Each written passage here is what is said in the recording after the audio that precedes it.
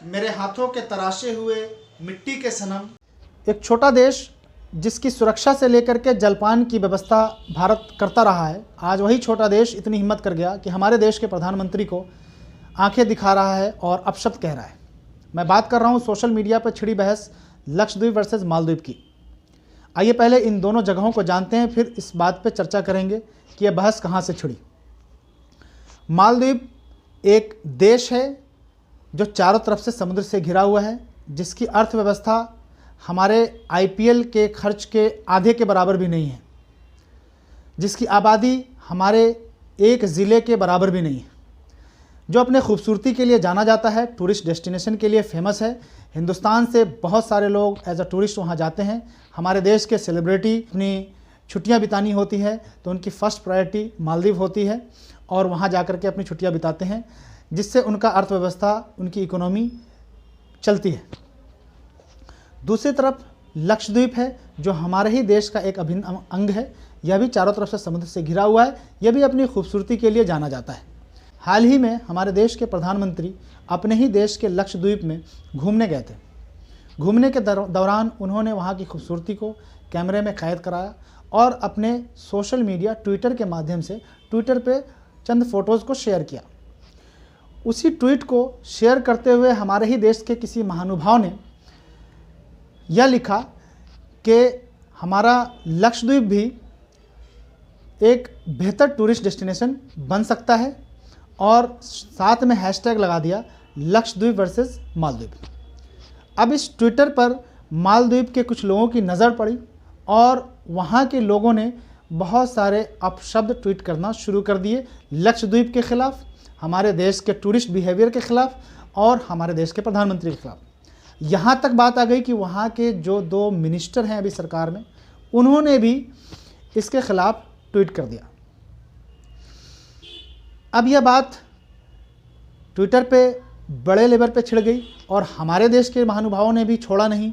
हमारे देश के महानुभावों ने खूब ट्वीट किया, उनके अगेंस्ट बहुत सारी बातें बोली और लाजमी है कि वो हमारे ख़िलाफ़ बोलेंगे तो हम भी बोलेंगे। हमारे सरकार के ख़िलाफ़ कोई विदेशी ताकत बोले, हमारे प्रधानमंत्री के ख़िलाफ़ अगर कोई विदेशी ताकत बोलने की कोशिश करे तो लाजमी है कि हमारे देश का कोई भी irrespective of any religion, caste, creeds, उसके हमारे देश के प्रधानमंत्री के साथ खड़े होंगे, हमारे देश के साथ खड़े होंगे और उस विदेशी ताकत को मुंहतोड़ जवाब देंगे। वैसा ही हुआ और मेरा भी ऐसे ही मानना है कि हमारे देश के प्रधानमंत्री हमारे देश के अंदर किस वर्ग के लिए कैसे हैं वो हमारे आंतरिक मामला है, मगर विदेशी ताकतों के साथ जब मुकाबला करना होगा तो हम अपने देश के साथ खड़े हैं और अपने प्रधानमंत्री के साथ खड़े हैं भाई। अब इसमें मैटर वहीं से छिड़ा। हालांकि अब उन लोगों ने, मालदीव के लोगों ने, मालदीव के जो 2 मिनिस्टर थे उन्होंने ट्वीट अपना डिलीट कर दिया है और सरकारी प्लेटफॉर्म पर जाकर के माफ़ी मांगा उन्होंने और कहा कि ऐसी गलती नहीं होगी। अभी जो वहाँ सरकार है वो अभी नई सरकार आई है और उस सरकार का रुझान हमारे देश के प्रति फेवरेबल नहीं है। हालांकि हमारे देश ने उनको हमेशा सपोर्ट किया है, हर पहलू में सपोर्ट किया है। वहाँ की अर्थव्यवस्था हमारे टूरिस्ट जो यहाँ से जाते हैं उससे चलती है। आज भी वहाँ पे हमारे देश की आर्मी उनकी सुरक्षा में लगी हुई है। आज वहाँ के प्रेसिडेंट चाइना के टूर पे हैं। रिवायत के अनुसार जब भी मालदीव में कोई नई सरकार गठन होता है तो सरकार का पहला जो नुमाइंदा होता है प्रेसिडेंट, वो किसी भी फॉरेन ट्रिप पे पहले इंडिया आता है। इस बार उन्होंने ऐसा न करते हुए पहले चाइना चले गए। उन्होंने ये रुझान दिखाया कि अब इंडिया के साथ रिलेशन नहीं रखना है और चाइना के गोद में बैठ करके उन्होंने भारत को ललकारा और उन्होंने ये कहा कि आप अपनी आर्मी यहाँ से हटा लीजिए। ये पूरा मुद्दा है। आखिर मालदीव और इंडिया के बीच में जो रिलेशन ख़राब हुआ उसकी वजह क्या है? ये तो डिप्लोमेटिक बात है कि कुछ लोग कह रहे हैं कि नरेंद्र मोदी जी ने अपने सारे पड़ोसियों से रिलेशन ख़राब कर लिया। बांग्लादेश के साथ भी रिलेशन ख़राब हो गया, पाकिस्तान के साथ तो होना ही चाहिए हमेशा रिलेशन ख़राब, साथ में आप चाइना के साथ रिलेशन ख़राब है ही। सब जो कुछ भी हो रहा है इसके अलग अलग मानी निकाले जा रहे हैं।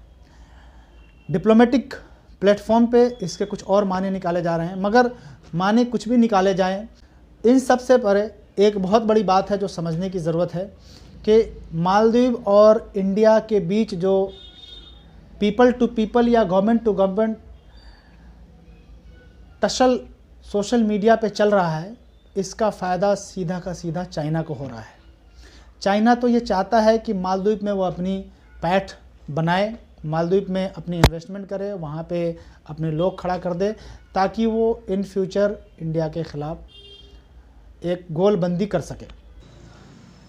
बहरहाल जब मालदीव के प्रेसिडेंट चाइना के टूर से वापस आएंगे तो उनको इस बात का अंदाज़ा हो जाएगा या हो भी गया होगा कि हमारे देश के प्रधानमंत्री को ललकारने का, हमारे देश को ललकारने का और हमारे देश के लोगों को ललकारने का नतीजा क्या हो सकता है। जितना जल्दी हो सके मालदीव की नई सरकार इस बात का एहसास कर ले कि वह भारत के टुकड़ों पे पला है और पलता रहेगा। मुझे इस बात पे एक शेर याद आ गया कि मेरे हाथों के तराशे हुए मिट्टी के सनम, देखो तो सही आज बुतखाने में भगवान बने बैठे हुए हैं।